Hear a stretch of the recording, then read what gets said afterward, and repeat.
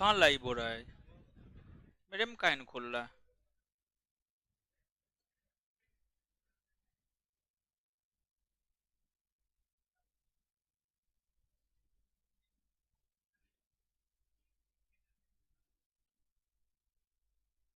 चलिए, पॉलिटी सिर्फ पॉलिटी वाले सेक्शन में नहीं खुलता है। सिर्फ पॉलिटी वाले सेक्शन में नहीं खुलता है।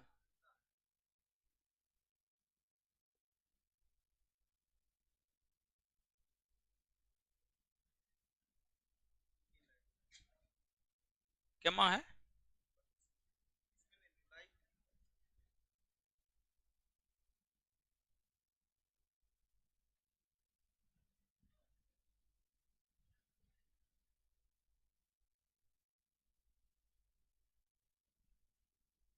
चलिए, हमको पता नहीं चल रहा था। लेट नहीं हुआ है, क्लास का टाइमिंग आप लोग का थोड़ा सा चेंज हो गया है। ठीक है, 7:30 बजे से हो गया है। हाँ, लेट हो गया है। ठीक है, 7:30 बजे में भी लेट हो गया है। 7:30 बजे से क्लास का टाइमिंग हो गया है। ऑनलाइन वाले लोगों को बोल रहे हैं। आइए। है, आप लोग के कारण ऐसा हो रहा है। हाँ, 7 बजे से पढ़ाइए। 7 बजे से पढ़ाइए।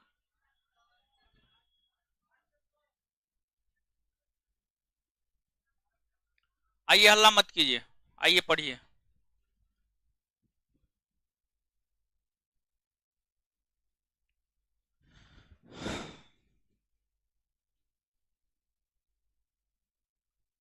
अनुच्छेद 29 पढ़ा रहे थे। हाँ, छूटा हुआ है, हमको पता है। ठीक है, आप करके आए हैं, लिख के लाए हैं। दीजिए, कॉपी दीजिए। दीजिए ना, कॉपी दीजिए ना, बोले थे ना लिख करके लाने के लिए। आए, लिखे नहीं है तो मुंह देख करके आए हैं।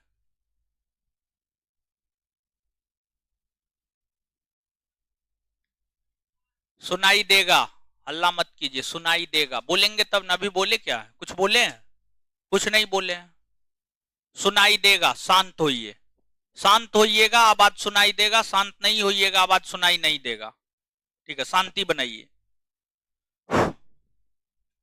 चलिए, तो अनुच्छेद 29 बता रहे थे। अनुच्छेद 29 की हम बात करें तो अनुच्छेद 29 और 30 शिक्षा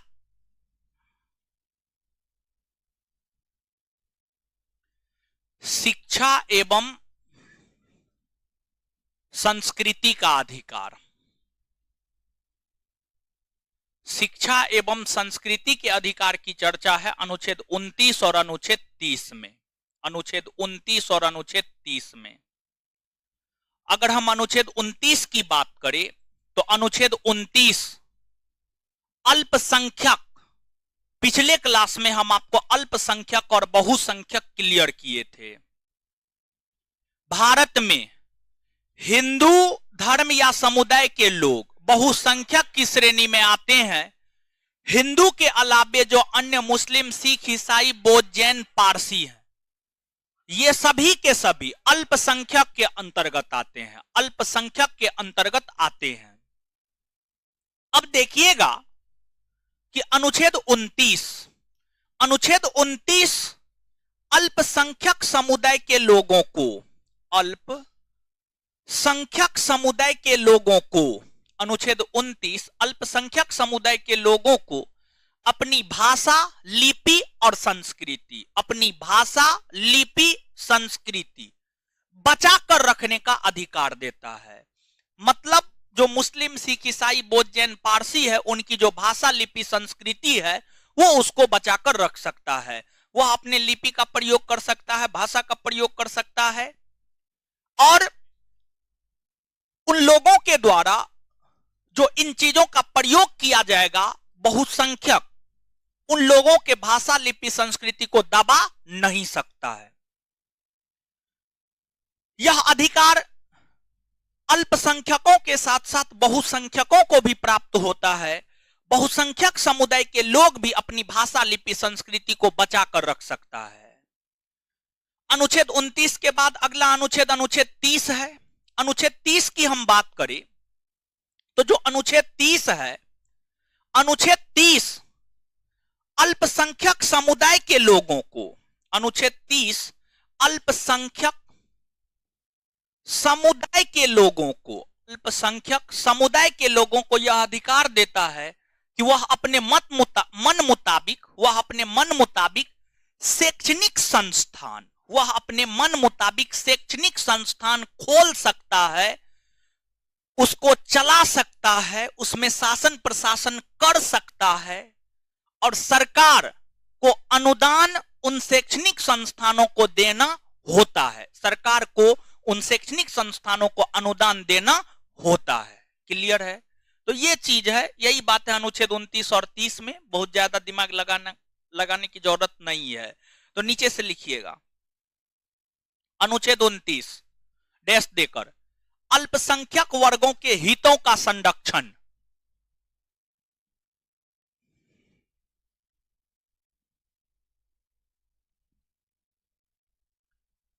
अल्पसंख्यक वर्गों के हितों का संरक्षण, अल्पसंख्यक वर्गों के हितों का संरक्षण, अल्पसंख्यक वर्गों के हितों का संरक्षण, हितों का संरक्षण डैश देकर अब यह अनुच्छेद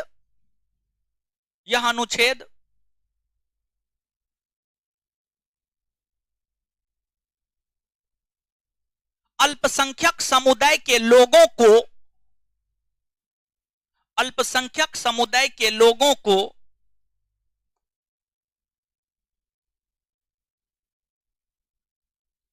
अल्पसंख्यक समुदाय के लोगों को उनकी अपनी भाषा, लिपि, संस्कृति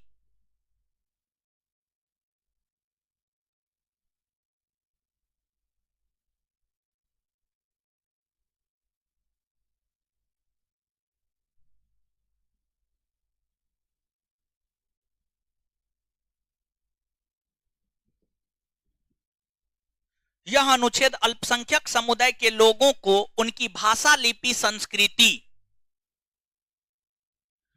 भाषा, लिपि, संस्कृति को बचाकर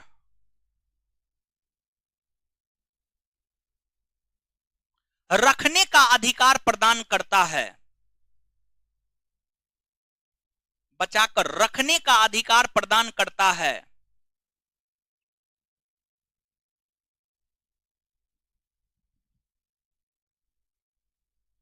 अनुच्छेद 30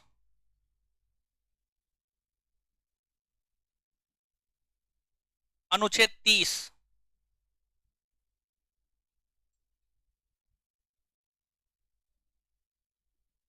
डैश देकर अल्पसंख्यक समुदाय के लोगों को, अल्पसंख्यक समुदाय के लोगों को, अल्पसंख्यक समुदाय के लोगों को, अल्पसंख्यक समुदाय के लोगों को अपने मन मुताबिक, अपने मन मुताबिक, अपने मन मुताबिक शैक्षणिक संस्थान खोलने, अपने मन मुताबिक शैक्षणिक संस्थान खोलने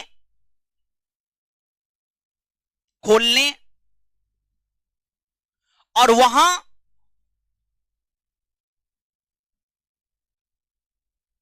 वहां शासन प्रशासन करने का, और वहां शासन प्रशासन करने का अधिकार प्रदान करता है, और वहां शासन प्रशासन करने का अधिकार प्रदान करता है।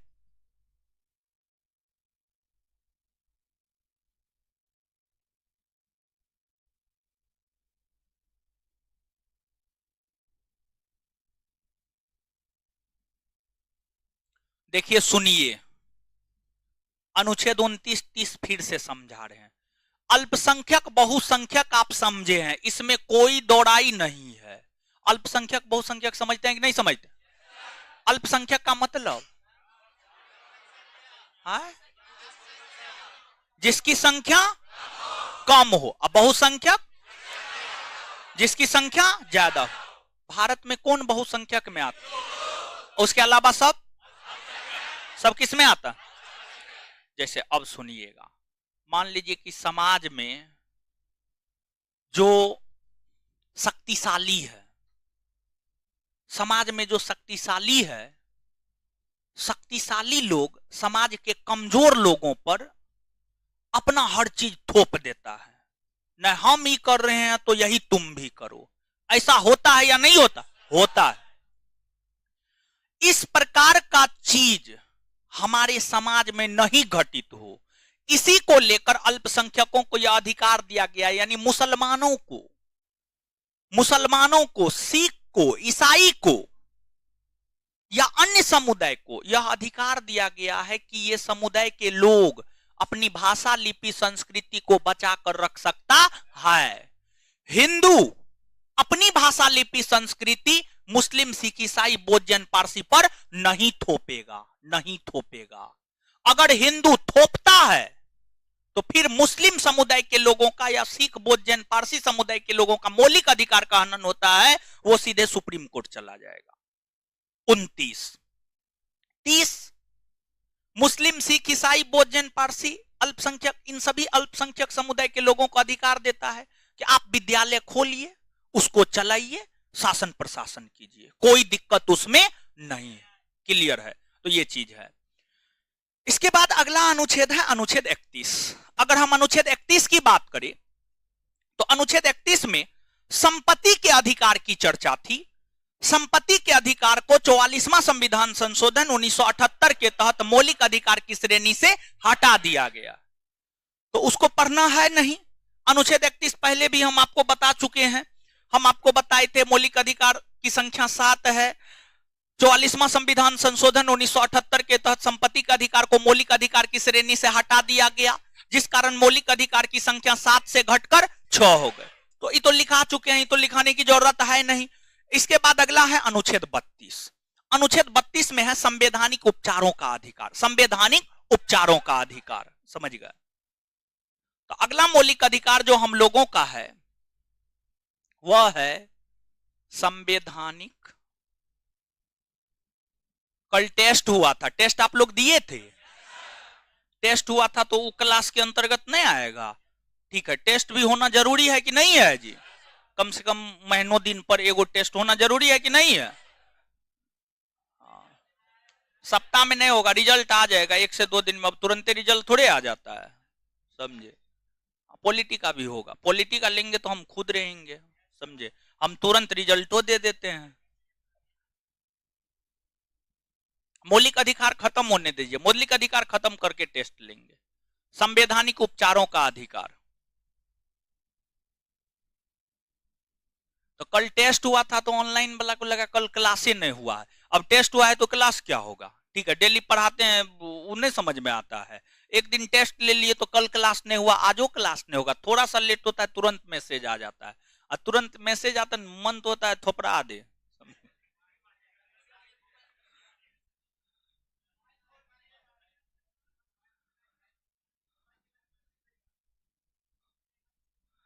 नहीं, 2 मिनट बर्दाश्त नहीं होता।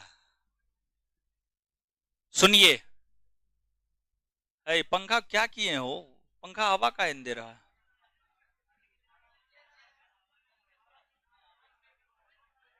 ऊपर कीजिए ना हो।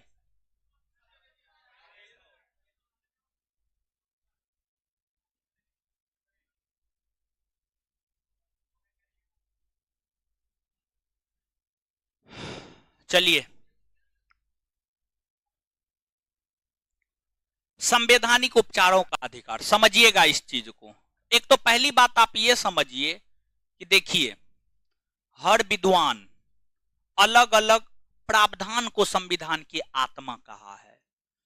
Doctor B.R. अंबेडकर, भीमराव अंबेडकर से पूछा गया कि आपके अनुसार संविधान की आत्मा क्या है, तो डॉक्टर भीमराव अंबेडकर ने स्पष्ट शब्दों में कहा, हमारे अनुसार संविधान की आत्मा अनुच्छेद 32 है। अनुच्छेद 32 है।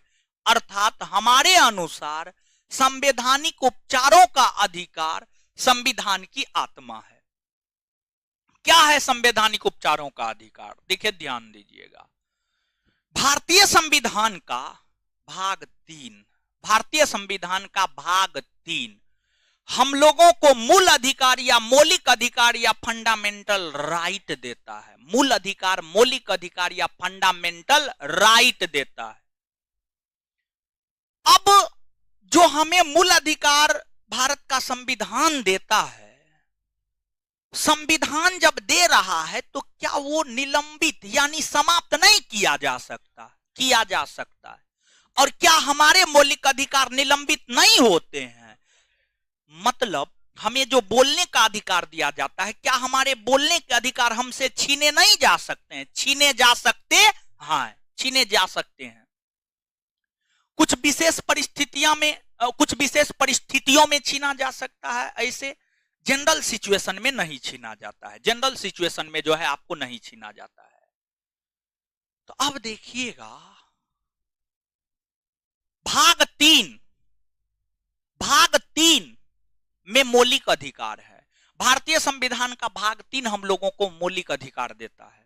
अब एक बात बताइएगा, जब आपका तबीयत खराब होता है, आपके पेट में दर्द होता है, माथा में दर्द होता है, नाक में दर्द होता है, बुखार लगता है, कुछ भी होता है, तो आप उपचार के लिए डॉक्टर के पास जाते हैं। डॉक्टर का दरवाजा खटखटाते हैं, कहते हैं कि हमको फलना हो गया, दवाई दीजिए। समझ गए? तो आपको डॉक्टर दवाई देता है और आप दवाई खाते हैं, स्वस्थ हो जाते हैं। दवाई खाते हैं, स्वस्थ हो जाते हैं। वैसे ही भारत के संविधान ने जो हमें अधिकार दिया है, भारत के संविधान ने ही हमें मूल अधिकार भी दिया है। भारत के संविधान के अंतर्गत अनुच्छेद 12 से 35 हमें मूल अधिकार देता है।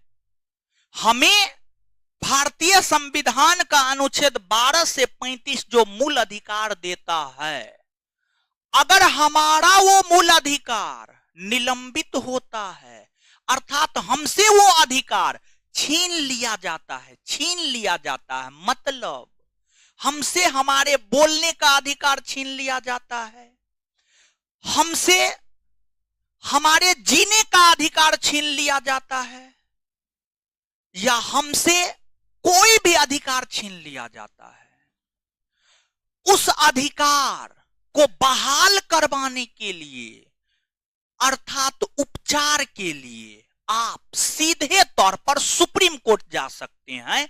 यही बात अनुच्छेद 32 कहता है। देखिए, गौर से सुनिएगा।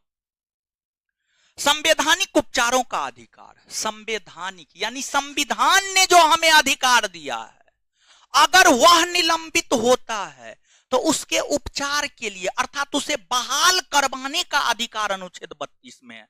संवैधानिक उपचारों का अधिकार यानी संविधान ने जो अधिकार दिया है, अगर हमारे वे अधिकार हमसे छीने जाते हैं तो उसके उपचार के लिए उसके बहाल संबंधी प्रावधानों की चर्चा अनुच्छेद 32 में है। और अनुच्छेद 32 कहता है कि आपके मौलिक अधिकार का हनन होता है तो आप डायरेक्ट सुप्रीम कोर्ट जा सकते हैं।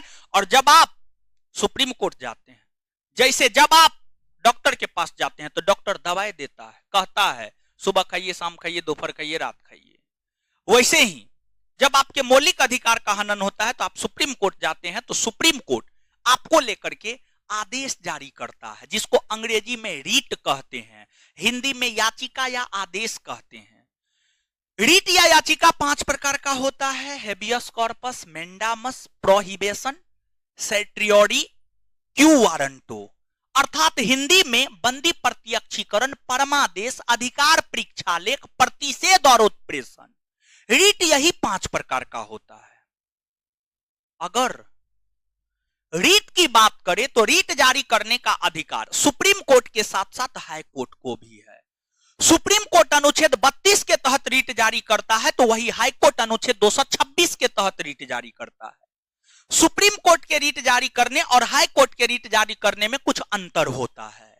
तो दोनों में क्या अंतर होता है उस अंतर को समझेंगे। और जो बंदी प्रत्यक्षीकरण से लेकर के उत्प्रेषण रीट तक है, क्या है बंदी प्रत्यक्षीकरण रीट, क्या है परमादेश रीट, इस रीट को भी हम लोग समझेंगे। लेकिन उससे पहले लिखिएगा अनुच्छेद 32। कल ऑनलाइन क्वेश्चन अपलोड किए थे ना, हो आंसर भेजे थे ना, है चेक नहीं हुआ है? हे भगवान, आंसर भी आप लोग को नहीं मिला, गलत टाइप। तो आप बोलते न हो तो उसको सुधरवाते न, बिट्टू सर है उनको, उनके पास क्वेश्चन भेज देते, यानी हम पूछे तब हमको पता चला है, नहीं तो पतो नहीं चलता। तो टेस्ट करवाने का फायदा क्या हुआ बताइए, हे भगवान।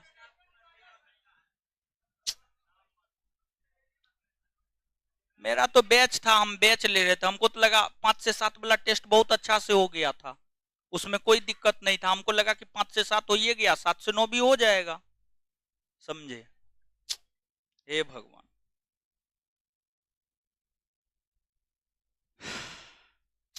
एगो काम नहीं आप लोग सही से करवा पाते हैं, बताइए। अनुच्छेद 32 संवैधानिक उपचारों का अधिकार, संवैधानिक उपचारों का अधिकार। अच्छा ठीक है, हम देते हैं।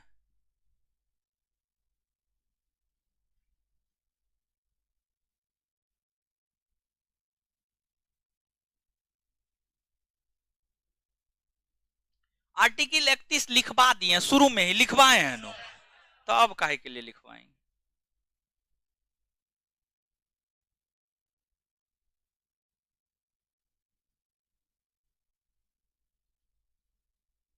अच्छा हम आंसर देते हैं, आंसर जो है हम बायोलॉजी का क्वेश्चन लेकर के हम बनवाते हैं सर से, और कल हम आएंगे ना, मेरा अगला क्लास तो परसों न होगा, तो परसों हम आपको आंसर लेकर के आएंगे, ऑनलाइन भी हम भेज देंगे, ठीक है? सही आंसर भेज देंगे, आंसर हम भेज देंगे, देखते हैं आज रात में ही भेज देते हैं, देखते हैं, ठीक है? देखते हैं होगा तो टेलीग्राम पे भेज देंगे, ठीक। क्वेश्चन अगर ले लेते हैं, क्वेश्चन लेकर के एक क्वेश्चन आप हमको दे दीजिएगा, क्वेश्चन है, क्वेश्चन एगो दे दीजिएगा, ठीक है? हम आंसर बनवा करके टेलीग्राम पे भेज देंगे, ऑनलाइन भी हम, ऑनलाइन वाले भी टेलीग्राम पे देख लीजिएगा, आंसर हम लिख देंगे, बायोलॉजी टेस्ट डेट लिख देंगे, आंसर लिख देंगे, ठीक है? अनुच्छेद 32 डैश देकर संवैधानिक उपचारों का अधिकार,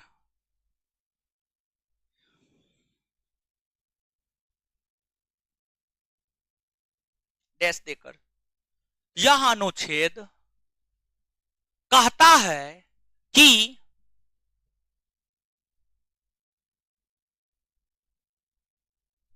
यह अनुच्छेद कहता है कि कहता है कि कहता है कि भारतीय संविधान ने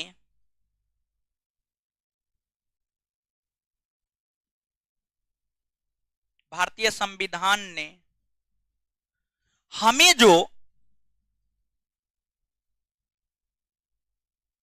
मूल अधिकार दिए हैं, हमें जो मूल अधिकार दिए हैं, भारतीय संविधान ने हमें जो मूल अधिकार दिए हैं,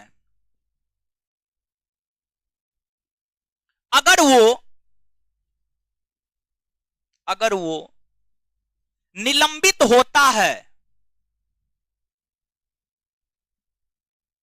अगर वो निलंबित होता है तो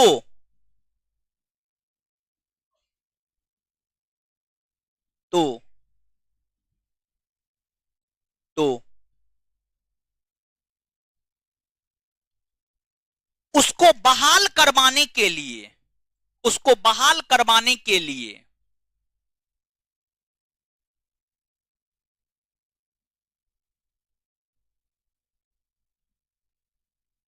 हम सुप्रीम कोर्ट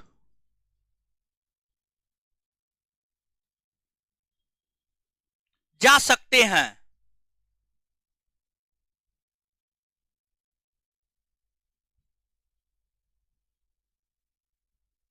जा सकते हैं, फुल स्टॉप।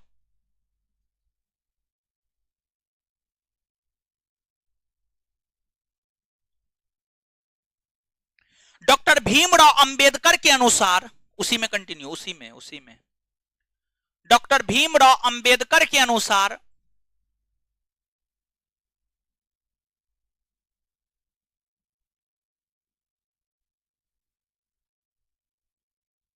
अनुच्छेद 32 को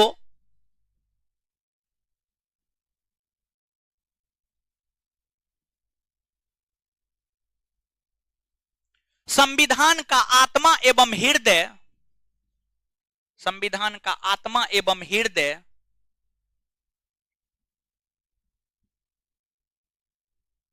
कहा गया है।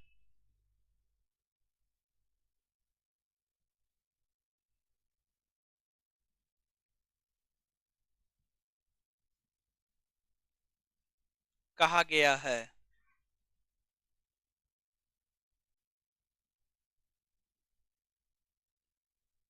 अब नीचे से लिखिएगा।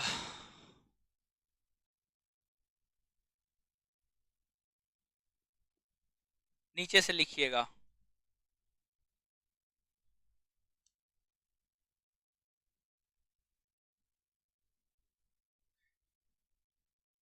अनुच्छेद 32, अनुच्छेद 32 के तहत सुप्रीम कोर्ट, अनुच्छेद 32 के तहत सुप्रीम कोर्ट और अनुच्छेद 226 के तहत हाई कोर्ट, और अनुच्छेद 226 के तहत हाई कोर्ट, हाई कोर्ट मौलिक अधिकार को बहाल करवाने के लिए, मौलिक अधिकार को बहाल करवाने के लिए REET, WRIT REET, WRIT REET, WRIT REET जारी करता है।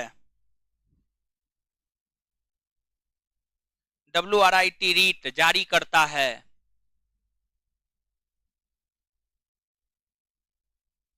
एक बार फिर से, अनुच्छेद 32 के तहत सुप्रीम कोर्ट और अनुच्छेद 226 के तहत हाई कोर्ट मौलिक अधिकार को, मौलिक अधिकार को बहाल करवाने के लिए, बहाल करवाने के लिए रीट जारी करता है, रीट जारी करता है। उसी में रीट 5 प्रकार का होता है, उसी में रीट 5 प्रकार का होता है, रीट 5 प्रकार का होता है।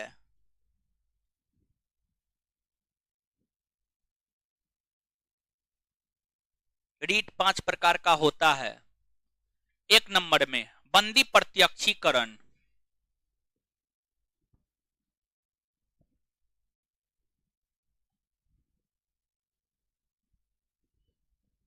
1 नंबर में बंदी प्रत्यक्षीकरण,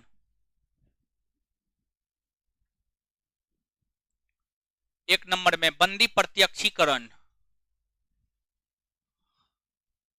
इंग्लिश हेबियस कॉर्पस,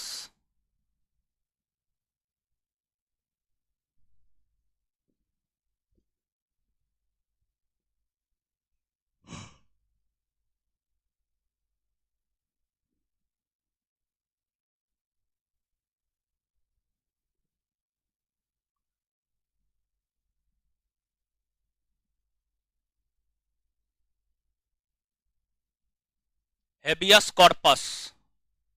2 नंबर में परमादेश,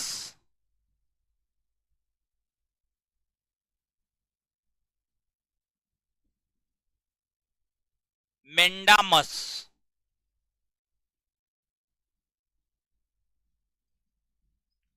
अधिकार परीक्षा लेख,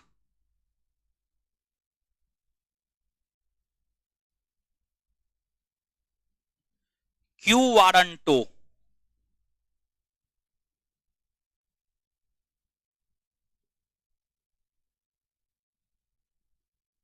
क्यू वारंटो, इसके बाद आगे प्रतिषेध। इंग्लिश याद रखना जरूरी है।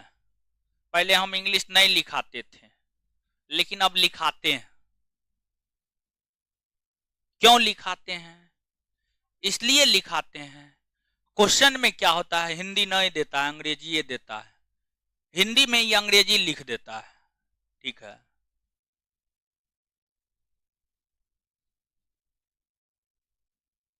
प्रोहिबिशन, आगे उत्प्रेषण,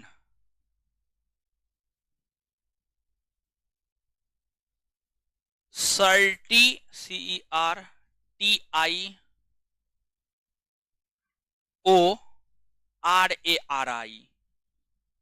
सर्टियोरी, सर्टियोरी,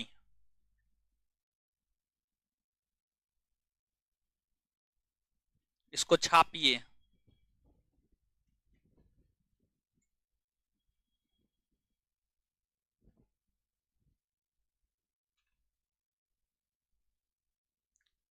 बंदी प्रत्यक्षीकरण, हेबियस कॉर्पस, परमादेश, मेंडामस, अधिकार परीक्षा ले, क्यू वारंटो, प्रतिषेध, प्रोहिबिशन, उत्प्रेषण, सर्टियोरी। याद रखिएगा अंग्रेजी। अब देखिएगा, अब सुनिएगा, अब समझिएगा, समझने वाला चीज है। देखिए ध्यान दीजिएगा भाई लोग, जब आपके मौलिक अधिकार का हनन होता है ना, तो आप सुप्रीम कोर्ट भी जा सकते हैं, आप हाई कोर्ट भी जा सकते हैं।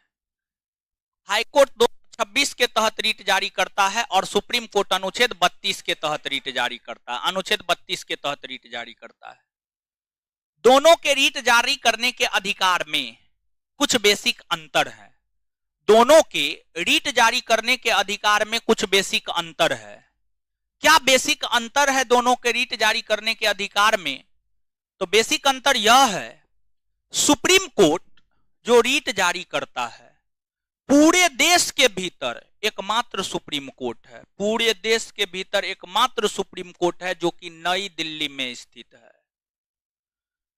और सुप्रीम कोर्ट पूरे देश को लेकर रीट जारी करता, पूरे भारतवर्ष को लेकर रीट जारी करता है। सुप्रीम कोर्ट पूरे भारतवर्ष अर्थात पूरे देश को लेकर रीट जारी करता है, पूरे देश को लेकर रीट जारी करता है। सुप्रीम कोर्ट जो रीट जारी करता है वह पूरे भारतवर्ष में लागू होता है, पूरे भारतवर्ष में। उत्तर में कश्मीर से लेकर दक्षिण में कन्याकुमारी, पूरब में अरुणाचल प्रदेश से लेकर पश्चिम में गुजरात, पूरे भारतवर्ष में सुप्रीम कोर्ट का रीट जारी होता है। लेकिन हाँ, उस सब में भी होता है, ठीक है। लेकिन अगर हम हाई कोर्ट की बात करें तो वर्तमान समय में हमारे देश के भीतर टोटल 25 हाई कोर्ट है। 2 पर 5 25, 25। प्रत्येक राज्य का अपना अपना हाई कोर्ट है। बिहार का अपना हाई कोर्ट है, उत्तर प्रदेश का अपना हाई कोर्ट है, झारखंड का अपना हाई कोर्ट है, बंगाल का अपना हाई कोर्ट है, हर राज्य का अपना हाई कोर्ट है। अब मान लीजिए, क्या कर रहे हैं आप? क्या कर रहे थे? मोबाइल चला रहे हैं का? आज मैच उच है का? मैच उच है? अच्छा, जीवन तो बर्बाद है आप लोग का उसी में। आइए यहां पे समझिएगा। देखिए, हाई कोर्ट 226 के तहत, हाई कोर्ट जो है 226 के तहत रीट जारी करता है। और हमने आपको बताया प्रत्येक राज्य में हाई कोर्ट होता है। प्रत्येक राज्य में बिहार का अपना हाई कोर्ट है, उत्तर प्रदेश का अपना हाई कोर्ट है, झारखंड का अपना हाई कोर्ट है। जिस राज्य का हाई कोर्ट है उस राज्य में ही उस हाई कोर्ट का रीट लागू होता है। मतलब बिहार का high court, Patna high court, Patna high court अगर कोई रीट जारी करता है तो वह रीट पूरे बिहार में लागू होगा, बिहार के अलावा कहीं और लागू नहीं होगा। उत्तर प्रदेश का high court, Allahabad high court, अगर इलाहाबाद हाई कोर्ट रीट जारी करता है तो वह पूरे उत्तर प्रदेश में लागू होगा, पूरे भारत में लागू नहीं होगा। फिर झारखंड का हाईकोर्ट, रांची हाईकोर्ट कोई रीट जारी करता है तो वह पूरे झारखंड में लागू होगा। अर्थात हाईकोर्ट जो रीट जारी करता है जो हाईकोर्ट रीट जारी करता है उससे संबंधित राज्य में वह लागू होता है, अन्य राज्यों में लागू नहीं होता है, अन्य राज्यों में लागू नहीं होता है। तो दोनों में अंतर है कि ना है? अंतर है ना हो। सुप्रीम कोर्ट पूरे भारतवर्ष के लिए, हाई कोर्ट सिर्फ अपने राज्य के लिए। अब जैसे दादाजी हैं, पिताजी हैं, आप हैं। दादाजी की अगर हम बात करें तो दादाजी जो आदेश दे दिए उसको सबको मानना होता है, समझ गए। सुप्रीम कोर्ट सुप्रीम है, अपने आप में सुप्रीम है।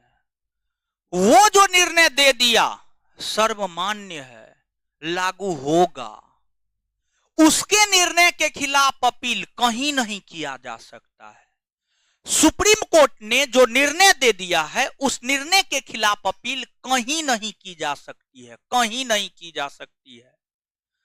लेकिन हाई कोर्ट ने जो निर्णय या आदेश दिया है उस निर्णय या आदेश के खिलाफ सुप्रीम कोर्ट में अपील की जा सकती है। यानी सुप्रीम कोर्ट अगर कोई रीट जारी करता है वह सर्वमान्य है, मानना होगा। सुप्रीम कोर्ट अगर कोई आदेश दे दिया है वह सर्वमान्य है, मानना होगा। लेकिन हाई कोर्ट अगर कोई निर्णय दिया है तो हाई कोर्ट के निर्णय के खिलाफ आप अपील सुप्रीम कोर्ट में कर सकते हैं, सुप्रीम कोर्ट में कर सकते हैं। ये चीज है। अब देखिएगा सुप्रीम कोर्ट,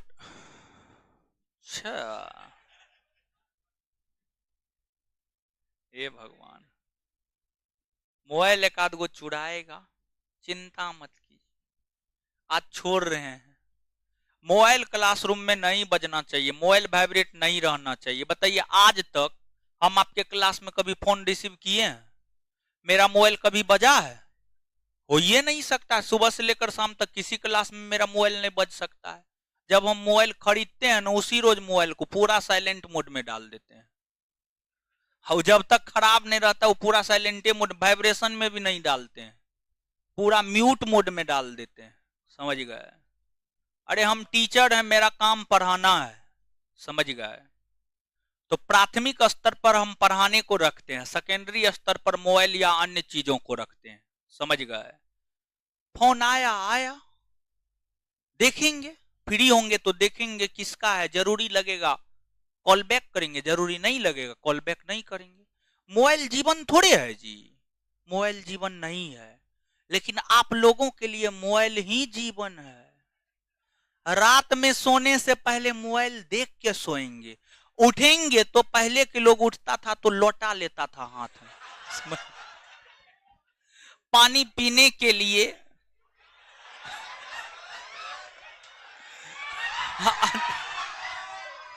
आज के डेट में जब लोग उठता है तो सबसे पहले मोबाइल देखता है, किसी का मैसेज तो नहीं आ गया, किसी का कॉल तो नहीं आ गया, अब व्हाट्सएप स्टेटस देखेगा, समझे। मां बकलोल हैं आप लोग का कुछ नहीं हो सकता। चलिए सुनिए सुप्रीम कोर्ट स्पेशली तब रीट जारी करता है जब आपके मौलिक अधिकार का हनन होता है। जब आपके मौलिक अधिकार का हनन होता है ना, फंडामेंटल राइट का हनन होता है ना, तभी सुप्रीम कोर्ट रीट जारी करता है। जब आपके फंडामेंटल राइट का हनन होता है तभी सुप्रीम कोर्ट रीट जारी करता है। उसके अलावा अन्य स्थितियों में सुप्रीम कोर्ट रीट जारी नहीं करता है। लेकिन हाई कोर्ट की अगर हम बात करें तो जब आपके मौलिक अधिकार का हनन होता है तब तो हाई कोर्ट रीट जारी करता ही करता है। मौलिक अधिकार के अलावे क्या भारत के नागरिकों को संवैधानिक अधिकार नहीं है? क्या भारत के नागरिकों को कानूनी या विधिक अधिकार नहीं है?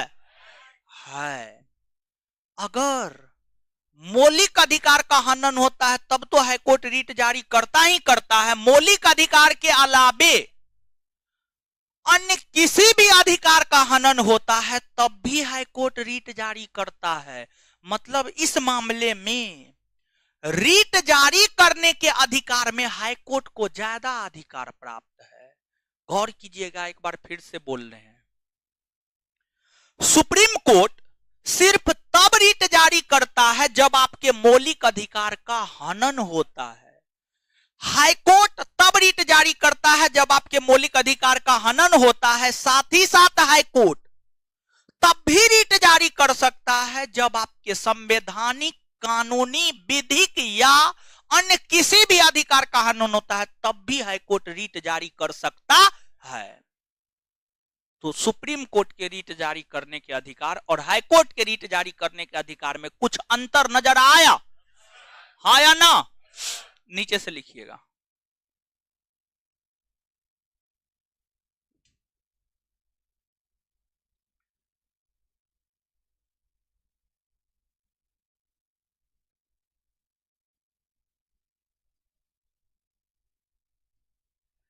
पीके मिश्रा जी, देखिए शुरुआती दौर में भारत है, सुनिए न हो, एगो क्वेश्चन आया ऑनलाइन, पीके मिश्रा जी का क्वेश्चन है, देखिए ध्यान दीजिएगा। भारतीय संविधान का एक अनुच्छेद है, अनुच्छेद 214। अनुच्छेद 214 कहता था कि भारत के प्रत्येक राज्य में एक हाईकोर्ट होगा। अनुच्छेद 214 कहता था भारत के प्रत्येक राज्य में एक हाईकोर्ट होगा। लेकिन 7वां संविधान संशोधन 1956 में किया गया।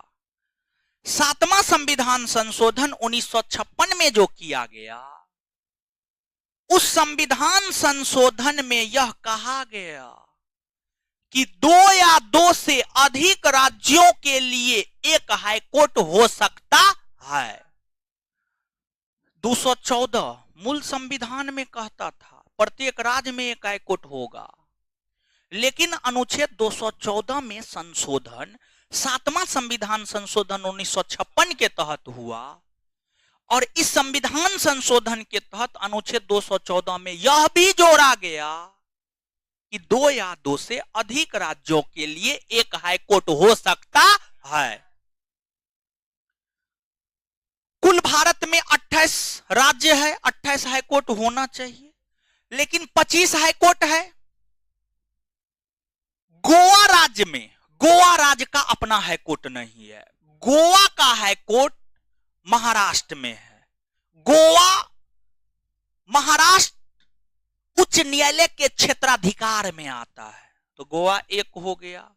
इसके बाद अरुणाचल प्रदेश, नागालैंड, मिजोरम, अरुणाचल प्रदेश, नागालैंड, मिजोरम, ये 3 राज्यों में भी अपना हाईकोर्ट नहीं है। ये 3 राज्यों में भी अपना हाईकोर्ट नहीं है। इन 3 राज्यों का हाईकोर्ट असम के गुवाहाटी हाईकोर्ट के क्षेत्राधिकार में आता है। तो 2 या 2 से अधिक राज्यों के लिए एक हाईकोर्ट हो सकता है, और ऐसा मुंबई हाईकोर्ट है, फिर जो है आपको ये गुवाहाटी हाईकोर्ट है, फिर आपको एक है चंडीगढ़ हाईकोर्ट, जिसके क्षेत्राधिकार में पंजाब और हरियाणा दोनों आता है। यही कारण है कि 28 हाईकोर्ट नहीं है, बल्कि 25 ही हाईकोर्ट है, 25 ही हाईकोर्ट है। अब पीके मिश्रा जी, आपको कुछ समझ में आना चाहिए। अगर नहीं आया है तो इंतजार कीजिए, न्यायपालिका पढ़ाएंगे, हाईकोर्ट पढ़ाएंगे, और भी समझ में आएगा। लिखिएगा,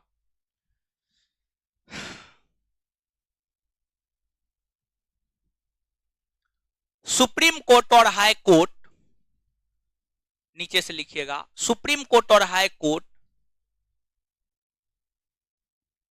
सुप्रीम कोर्ट और हाई कोर्ट के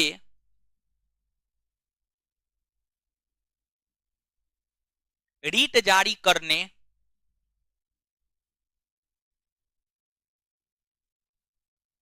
के संबंध में अंतर, सुप्रीम कोर्ट और हाई कोर्ट के रीट जारी करने के संबंध में अंतर है। याचिका,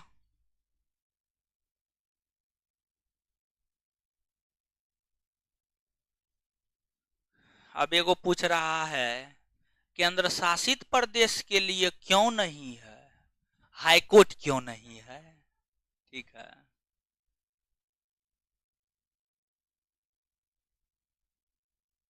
ऋचा आर्या जी बता तो दिए किस किस राज्य का नहीं है। गोवा का अपना नहीं है, असम सॉरी अरुणाचल प्रदेश, नागालैंड, मिजोरम का अपना नहीं है।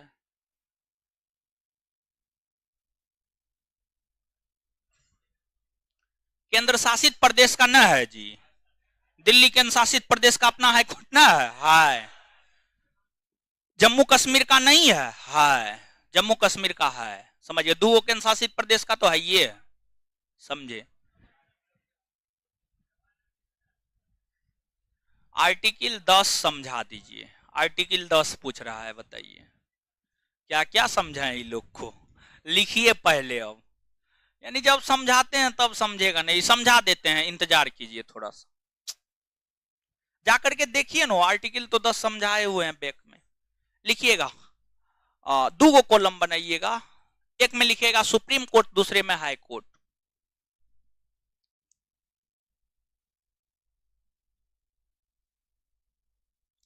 एक में लिखिएगा सुप्रीम कोर्ट, दूसरे में लिखिएगा हाई कोर्ट। सुप्रीम कोर्ट के कॉस्ट में अनुच्छेद 32, हाई कोर्ट के कॉस्ट में 226। सुप्रीम कोर्ट में पहला लाइन लिखिएगा,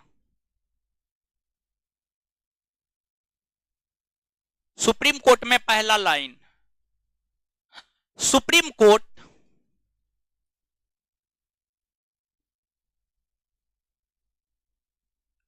पूरे भारतवर्ष के लिए, सुप्रीम कोर्ट पूरे भारतवर्ष के लिए, सुप्रीम कोर्ट पूरे भारतवर्ष के लिए रीट जारी करता है, रीट जारी करता है।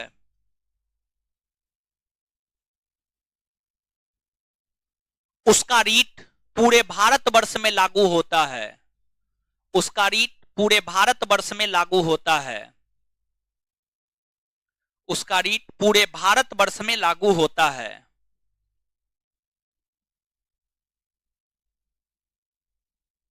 हाईकोर्ट में लिखिएगा, हाई कोर्ट,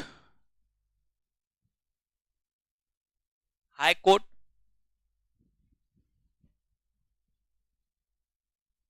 हाई कोर्ट संबंधित राज्य के क्षेत्राधिकार को लेकर, हाई कोर्ट संबंधित राज्य के क्षेत्राधिकार को लेकर, संबंधित राज्य के क्षेत्राधिकार को लेकर रीट जारी करता है।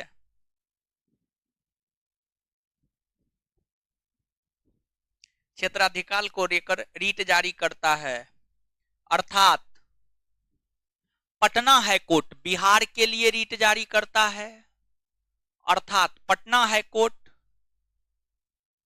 हाईकोर्ट बिहार के लिए रीट जारी करता है, comma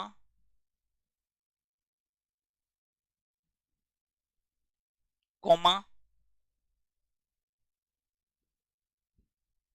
comma Allahabad high court Uttar Pradesh के लिए रीट जारी करता है, पटना हाईकोर्ट बिहार के लिए रीट जारी करता है, कॉमा इलाहाबाद हाईकोर्ट उत्तर प्रदेश के लिए रीट जारी करता है, इत्यादि।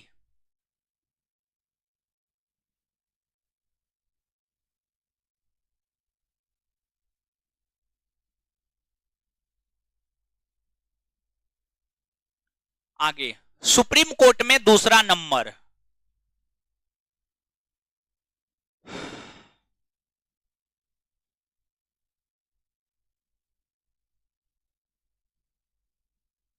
सुप्रीम कोर्ट का निर्णय सर्वमान्य होता है, सुप्रीम कोर्ट का निर्णय सर्वमान्य होता है, सर्वमान्य होता है, उसके खिलाफ उसके खिलाफ उसके खिलाफ अपील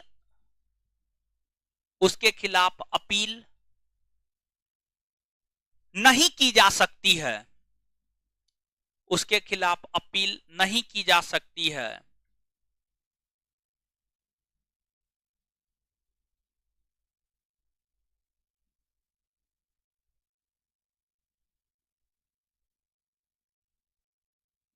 आगे हाईकोर्ट में लिखिएगा। हाय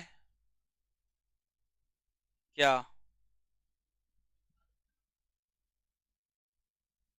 क्या बोल रहे हैं, क्वेश्चन स्पष्ट कीजिए ना थोड़ा।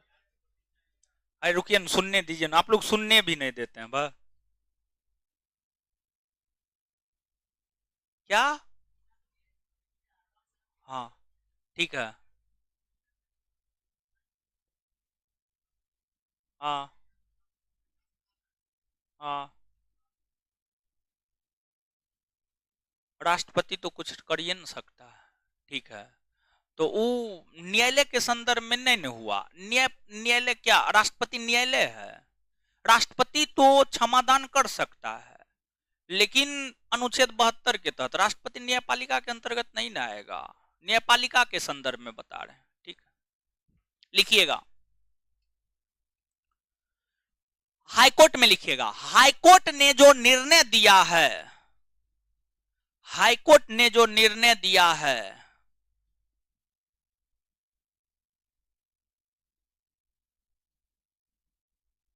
ठीक तो है। बैकग्राउंड सब दिन के तरह तो आज भी बैकग्राउंड है।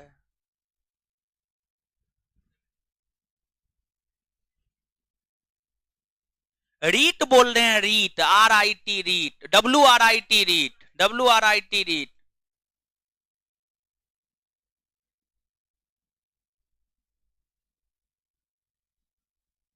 अरे हम रीट बोल रहे हैं तो यहां सलोनी जायसवाल समझ रही है टिक।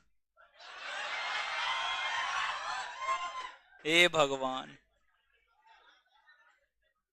कहां ध्यान रहता है। आप लोग भी टिक सुने हैं?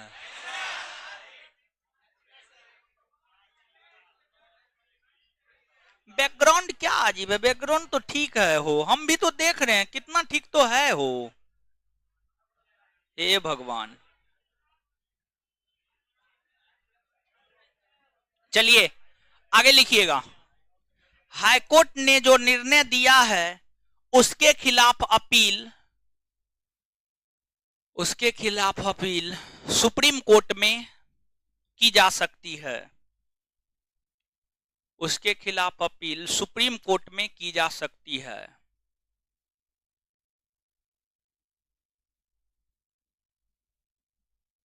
आगे सुप्रीम कोर्ट लिखिएगा।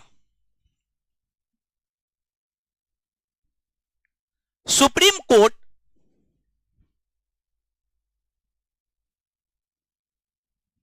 सुप्रीम कोर्ट सिर्फ तब रीट जारी करता है, सुप्रीम कोर्ट सिर्फ तब रीट जारी करता है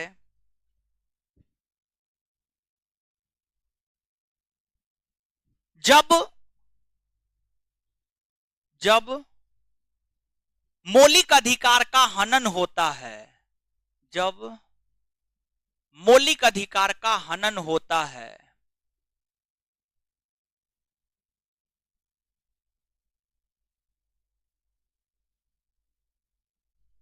आगे सुप्रीम कोर्ट तब रीट जारी करता है जब मौलिक अधिकार का हनन होता है, फुल स्टॉप। आगे हाईकोर्ट में लिखिएगा। हाईकोर्ट हाईकोर्ट हाईकोर्ट मौलिक अधिकार के,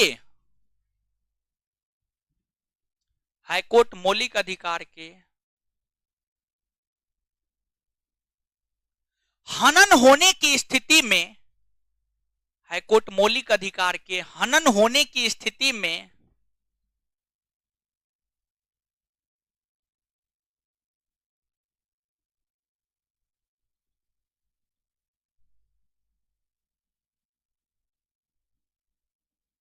हाईकोर्ट मौलिक अधिकार के हनन होने की स्थिति में रीट जारी करता ही है, रीट जारी करता ही है,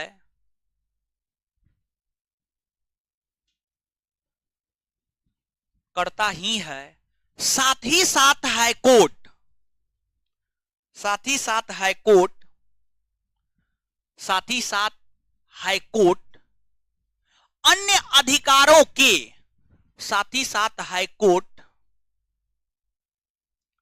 साथ ही साथ हाईकोर्ट अन्य अधिकारों के, साथ ही साथ हाईकोर्ट अन्य अधिकारों के हनन होने की स्थिति में भी, साथ ही साथ हाईकोर्ट अन्य अधिकारों के, अन्य अधिकारों के,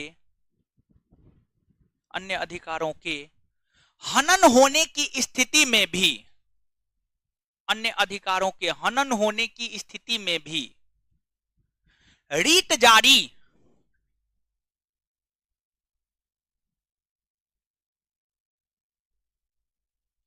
कर सकता है।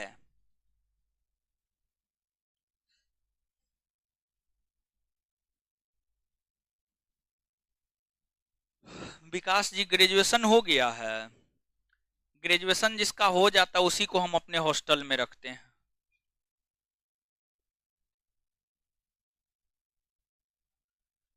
बच्चा सबको नहीं रखते, मैट्रिक इंटर वाला को, वो सब समझदार नहीं होता, वो सब पढ़ता नहीं है मन से। जो ग्रेजुएट हो जाता है ना वो थोड़ा समझदार होता है, उसको अपने करियर का चिंता रहता है, वो पढ़ता है, ठीक है। मैट्रिक इंटर वाला अपने मन से जो होता है वो करता है, इसी वजह से मैट्रिक इंटर वाला को नहीं रखते हैं, ठीक है। देखिए मैट्रिक इंटर वाला को पढ़ाना आसान है, ग्रेजुएट को पढ़ाना टफ है, तो हम टफ चीज को पकड़ते हैं, आसान चीज को नहीं पकड़ते हैं, समझे। चलिए आए सुनिए, हॉस्टल फी में लिखा हॉस्टल फीस कितना है, FISH।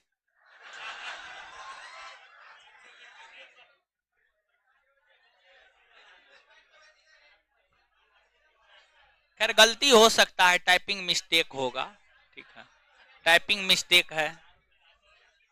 चलिए हाँ क्या हॉस्टल फी,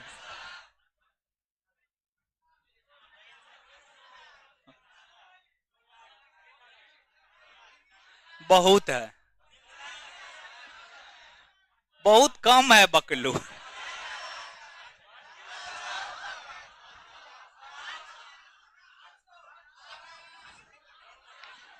चलिए सुनिए, अब सुनिए ना, बंदी प्रत्यक्षीकरण, हेडिंग मारिए बंदी प्रत्यक्षीकरण, बंदी प्रत्यक्षीकरण,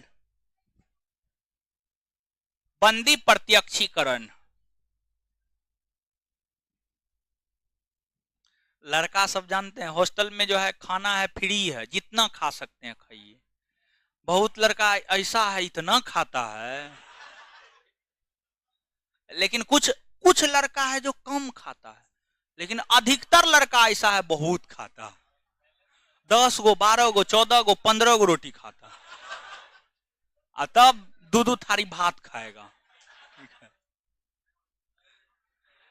हॉस्टल में जानते हैं लड़की का हॉस्टल खुलने में फायदा है, लड़का में फायदा नहीं। लड़की लोग जो है शाम में निकलेगी, 5 रुपया का पानी पूरी खा लेगी, 10 रुपया का चाट खा लेगी, और खाना खाने आएगी तो 2 रोटी लेगी, ठीक है। ये लोग में बढ़िया है हॉस्टल खोलने, है ना।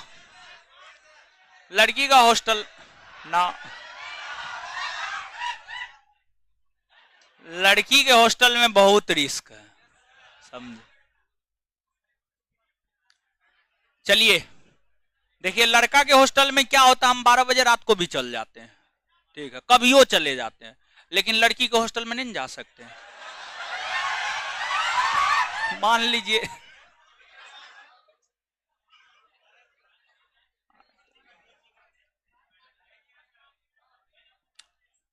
सब मिट गया, अच्छा कोई बात नहीं। अच्छा सुनिए, अब सुनिएगा आप, बंदी प्रत्यक्षीकरण,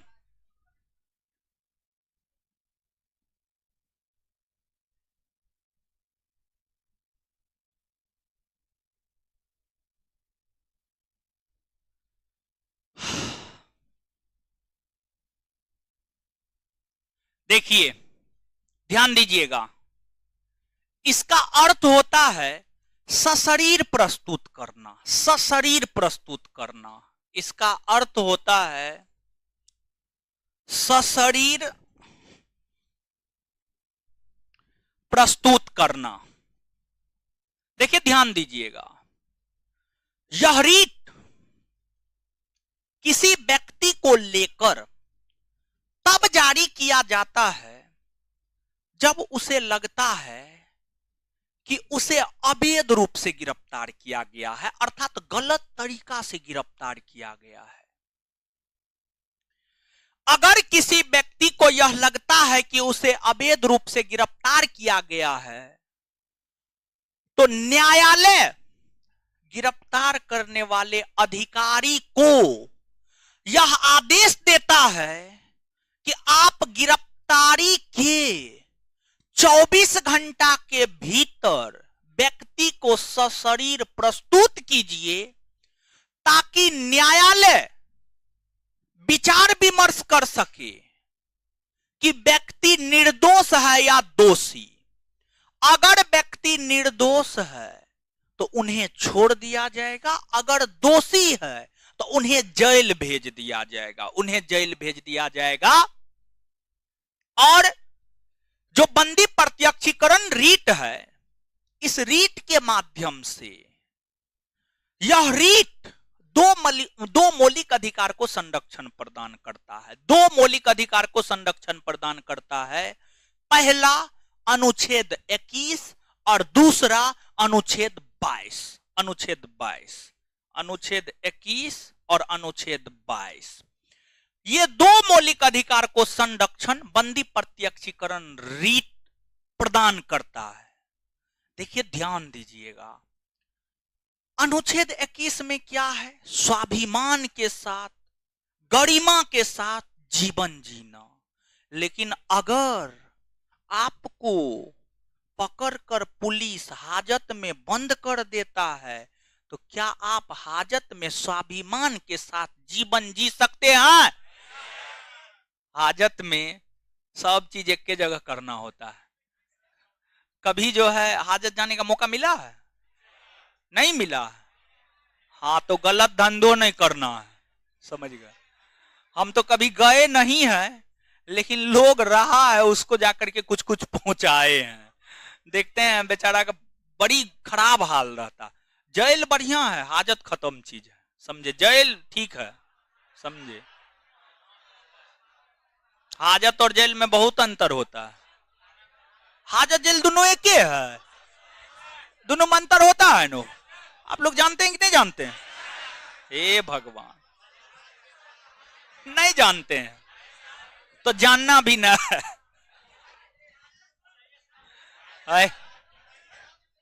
अरे सुनिए, हाजत क्या होता है? यानी थाना में किसी अपराधी को अल्प समय के लिए रखने हेतु जो कारागार होता है उसी को हाजत कहते हैं।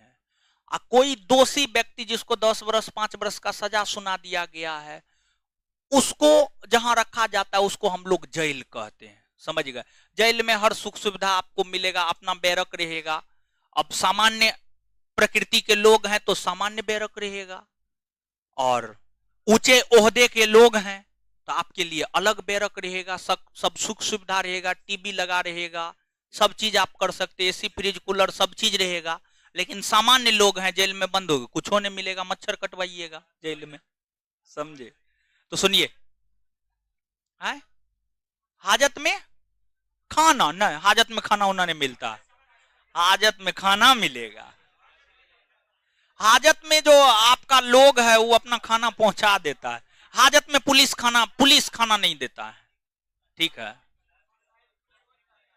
कुछ नहीं देता है, समझिए? अब पानी पिला देगा, समझे? चाय देता है? कभी गए हैं क्या? बकलोल, यानी सेवा करेगा वो अपराधी का। हाजत में पुलिस सेवा करेगा, डंडा से नहीं सेवा करेगा। सुनिए ना भाई महाराज, आप लोग तो कहीं और ही अटका देते हैं हमको। सुनिए, तो अनुच्छेद 21 में है गरिमा में पूर्ण जीवन जीने का अधिकार, और जब आपको गिरफ्तार कर बंद कर दिया जाता है तो आप गरिमा में पूर्ण जीवन जी सकते हैं? नहीं जी सकते। अनुच्छेद 22 गिरफ्तारी के विरुद्ध संरक्षण। अनुच्छेद 22 तीन प्रकार का संरक्षण देता। पहला ये देता है गिरफ्तारी का कारण जान सके। दूसरा 24 घंटा के भीतर न्यायालय में प्रस्तुत। यहां पर भी 24 घंटा के भीतर न्यायालय में प्रस्तुत करने की बात करता है। मतलब अनुच्छेद 22 को संरक्षण देता है, देता है। समझ गए? तो याद रखिएगा। तो नीचे से लिखिएगा बंदी प्रत्यक्षीकरण, हेबियस कॉर्पस। बंदी प्रत्यक्षीकरण, हेबियस कॉर्पस। एगो लड़का लिख रहा है सर हम जेल में थे, डेली चिकन खाते थे।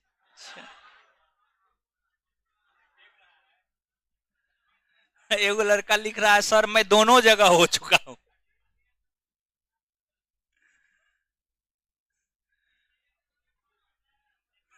चलिए लिखिए बंदी प्रत्यक्षीकरण।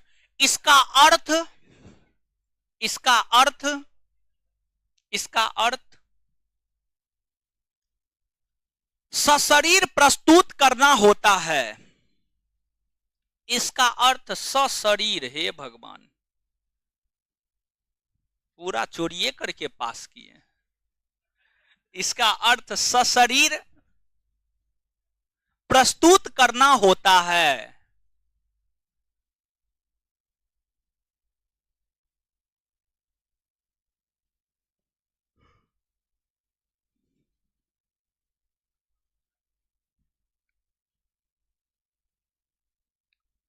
यह रीट जारी करते, उसी में कंटिन्यू, यह रीट जारी करते हुए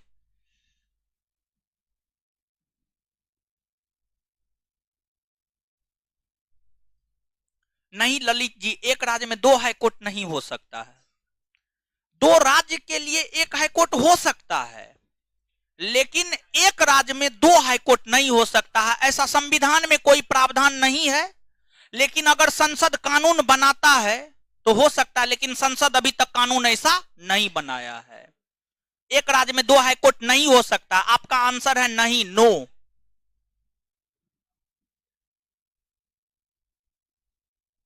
लिखिएगा इसका अर्थ सशरीर प्रस्तुत करना होता है। यह रीट जारी करते हुए न्यायालय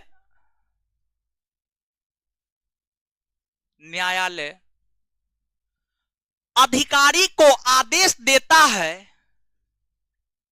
न्यायालय अधिकारी को आदेश देता है।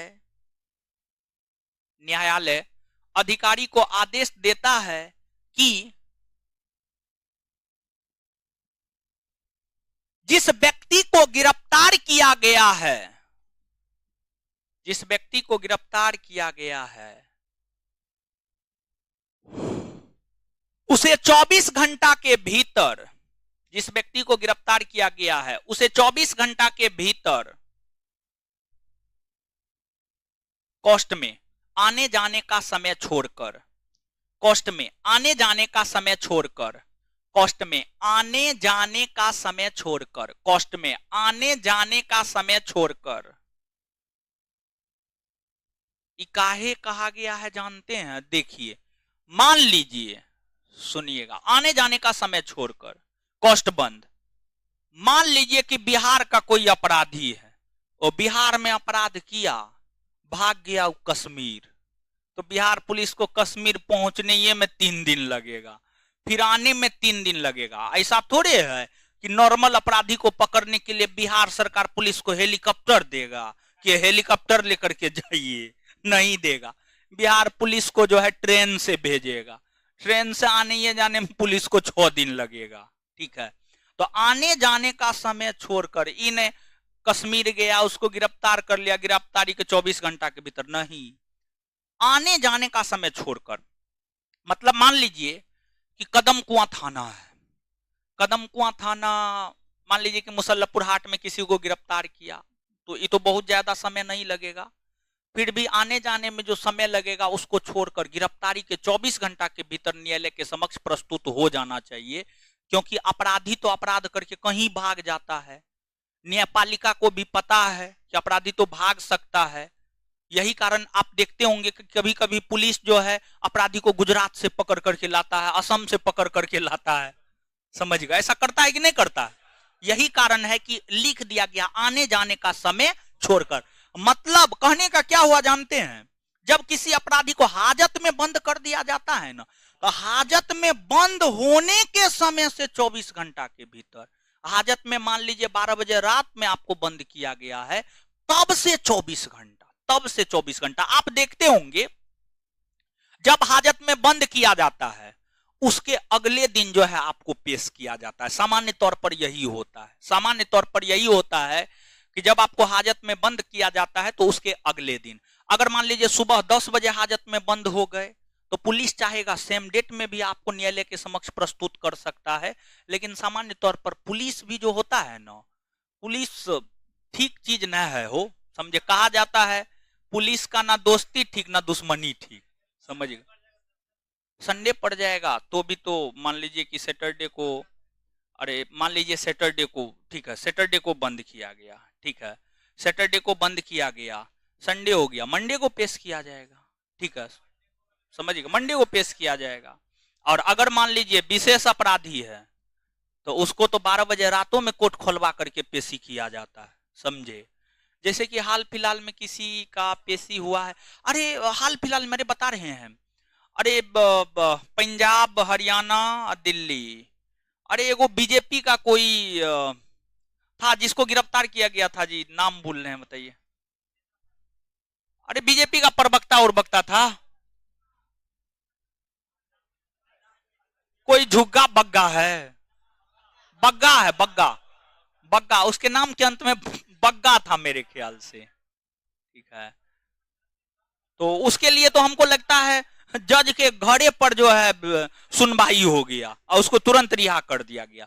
तो अन्य अन्य परिस्थितियों के ऊपर निर्भर करता है, ठीक है ये चीज। आने जाने का समय छोड़कर 24 घंटा के भीतर आने जाने का समय छोड़कर न्यायालय के समक्ष, न्यायालय के समक्ष, न्यायालय के समक्ष है, मेरा मोबाइल ऑफ हो गया, न्यायालय के समक्ष प्रस्तुत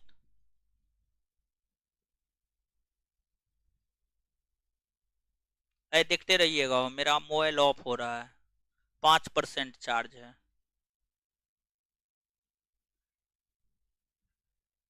हाँ तेजेंद्र सिंह बग्गा, हाँ सही है। न्यायालय के समक्ष प्रस्तुत किया जाए, किया जाए, किया जाए, किया जाए, किया जाए न्यायालय, हाँ उसी में न्यायालय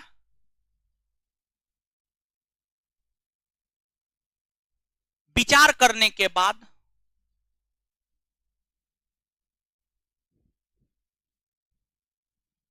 न्यायालय विचार करने के बाद व्यक्ति को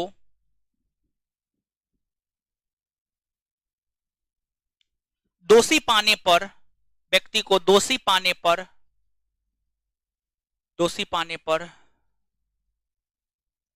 जेल भेज देता है, जेल भेज देता है या निर्दोष होने की स्थिति में रिहा कर देता है, या निर्दोष होने की स्थिति में रिहा कर देता है।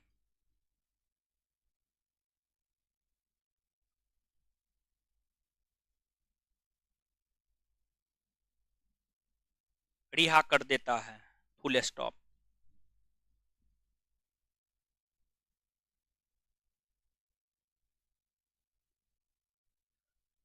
चलिए नोट दे करके लिखिएगा, नोट दे करके, यह रीट, यह रीट अनुच्छेद 21 और अनुच्छेद 22, यह रीट अनुच्छेद 21 और अनुच्छेद 22, अनुच्छेद 21 और अनुच्छेद 22 को संरक्षण प्रदान करता है। बहुत महत्वपूर्ण पॉइंट है ये, जरूर याद रखिएगा। यह रीट अनुच्छेद 21 और 22 को संरक्षण प्रदान करता है, फुल स्टॉप। आगे लिखिएगा, नहीं आगे दूसरा लिखिएगा, मेंडामस, सॉरी परमादेश, परमादेश अंग्रेजी में मेंडामस।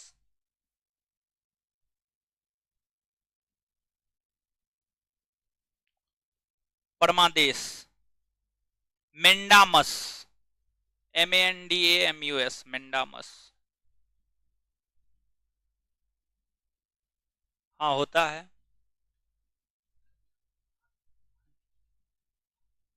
बाट में हाई कोर्ट है, बट मार फटा से ठीक है कर देंगे।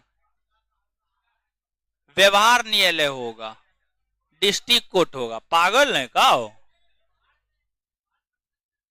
हाँ, तो अगर मान लिया जाए कोई डिस्ट्रिक्ट बड़ा होता है तो वहां पर एक से अधिक डिस्ट्रिक्ट कोर्ट हो सकता है, एक से अधिक व्यवहार न्यायालय हो सकता है।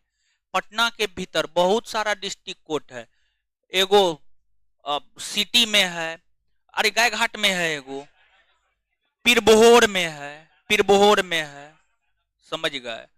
तो अगर मान लिया जाए कि कोई डिस्ट्रिक्ट है, वहां की जनसंख्या काफी अधिक है, काफी क्षेत्रफल में बड़ा है, जनसंख्या में अधिक है, वहां एक से अधिक डिस्ट्रिक्ट कोर्ट हो सकता है।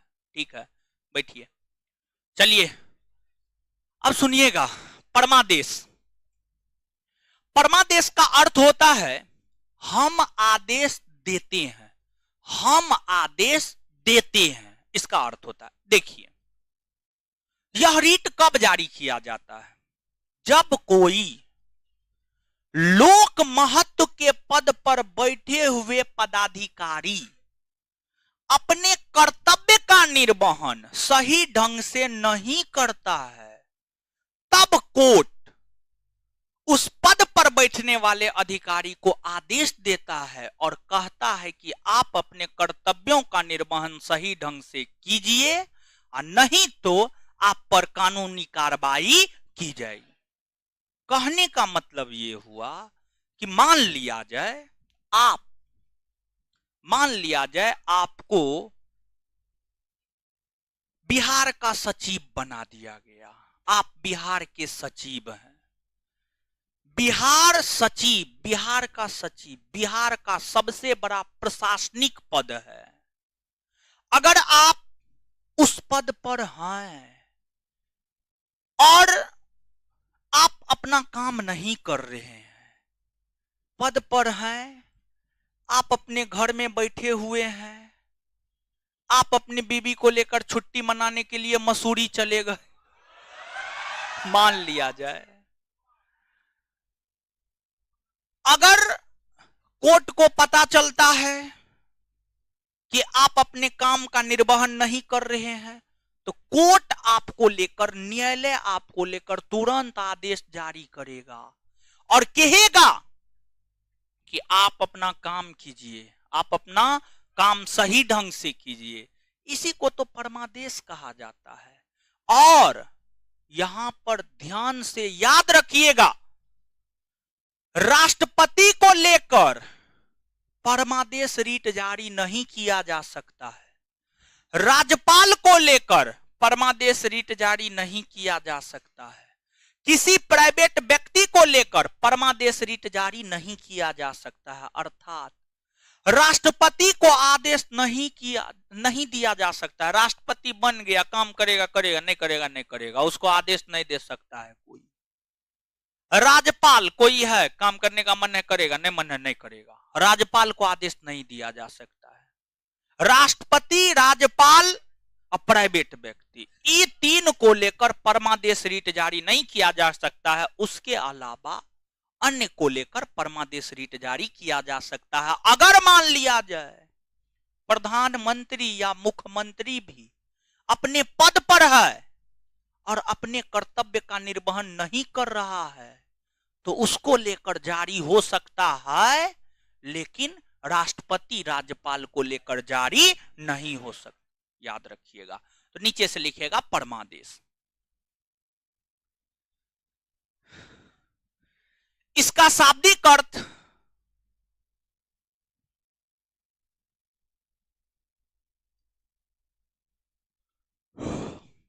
इसका शाब्दिक अर्थ,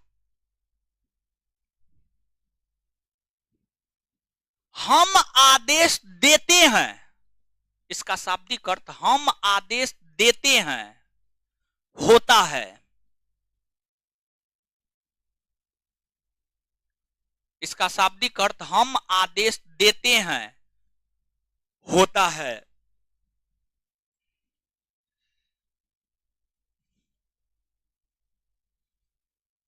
जब कोई, उसी में, जब कोई लोक महत्व के पद पर बैठे हुए पदाधिकारी, जब कोई लोक महत्व के पद पर बैठे हुए पदाधिकारी, जब कोई लोक महत्व के पद पर बैठे हुए पदाधिकारी अपने कर्तव्यों का निर्वहन,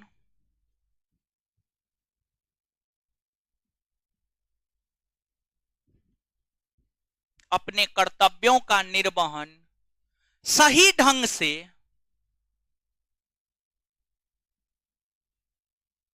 नहीं करता है, सही ढंग से नहीं करता है, जब कोई लोक महत्व के पद पर बैठे हुए पदाधिकारी अपने कर्तव्यों का निर्वहन सही ढंग से नहीं करता है, तब न्यायपालिका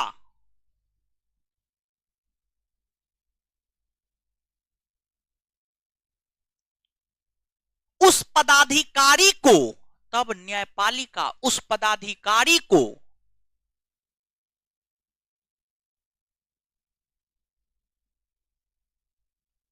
काम करने का, काम करने का आदेश देता है।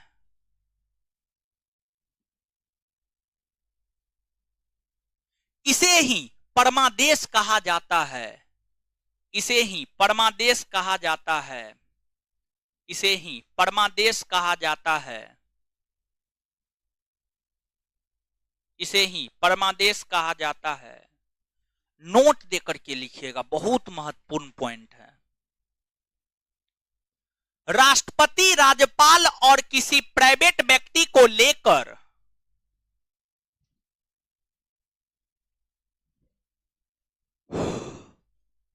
राष्ट्रपति, राज्यपाल और किसी प्राइवेट व्यक्ति को लेकर, राष्ट्रपति, राज्यपाल और किसी प्राइवेट व्यक्ति को लेकर परमादेश रीट, परमादेश रीट जारी नहीं हो सकता है, परमादेश रीट जारी नहीं हो सकता है।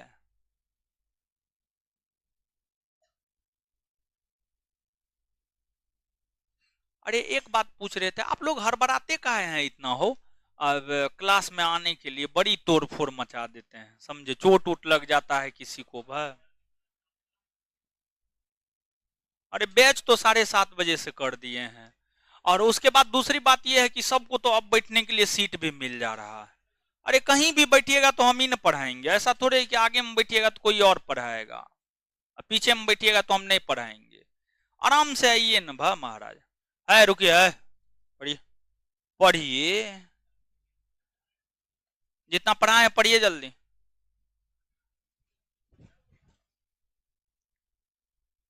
है पढ़िए, है पीछे वाले। और तब याद नहीं होता है तो याद नहीं होता है, परीक्षा में क्वेश्चन नहीं बनेगा तो कहेगा क्वेश्चन नहीं बनता है। अभी बोल रहे हैं पढ़ने के लिए तो पढ़िएगा नहीं, पढ़िए।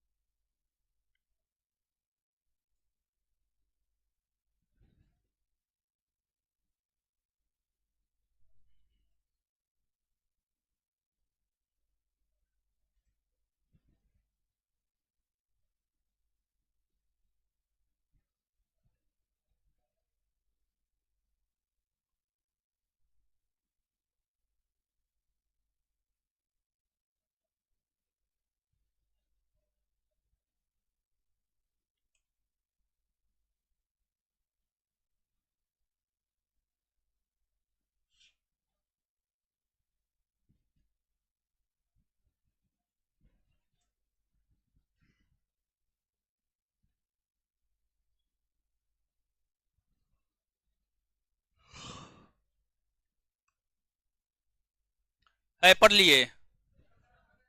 पढ़ लिए? पढ़िए।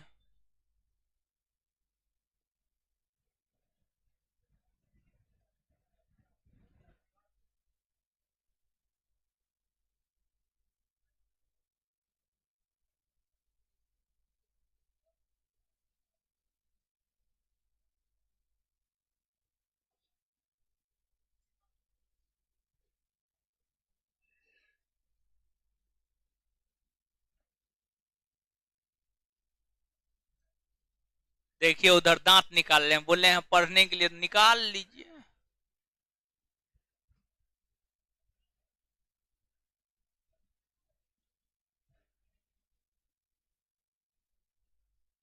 भाई जी लोग पढ़ लिए?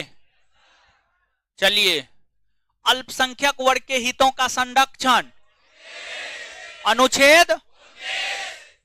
अल्पसंख्यक वर्ग के लोगों को शैक्षणिक संस्थान खोलने और प्रसार, अनुच्छेद 31 में क्या था? वर्तमान में है केमा संविधान संशोधन के तहत?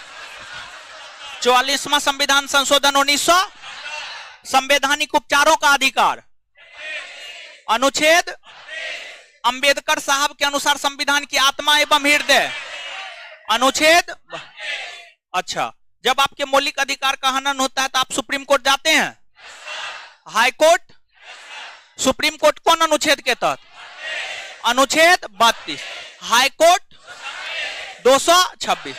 सुप्रीम कोर्ट पूरे भारतवर्ष के लिए रीट जारी करता है, हाई कोर्ट संबंधित राज्य के लिए। सुप्रीम कोर्ट के निर्णय के खिलाफ कहीं अपील किया जा सकता है? हाई कोर्ट के निर्णय के खिलाफ किया जा सकता है? हाँ, कहां? Supreme court. सुप्रीम कोर्ट सिर्फ तब रीट जारी करता है जब किस अधिकार का? मौलिक अधिकार। हाई कोर्ट तब रीट जारी करता है जब मौलिक अधिकार साथ ही साथ अन्य अधिकार का भी। आगे बताइएगा, रीट कितने प्रकार का? बंदी प्रत्यक्षीकरण का शाब्दिक अर्थ सशरीर प्रस्तुत करना, सशरीर। बंदी प्रत्यक्षीकरण का शाब्दिक अर्थ, परमादेश का शाब्दिक अर्थ, हम आदेश देते हैं। बंदी प्रत्यक्षीकरण के माध्यम से कौन से दो मौलिक अधिकार की रक्षा होती?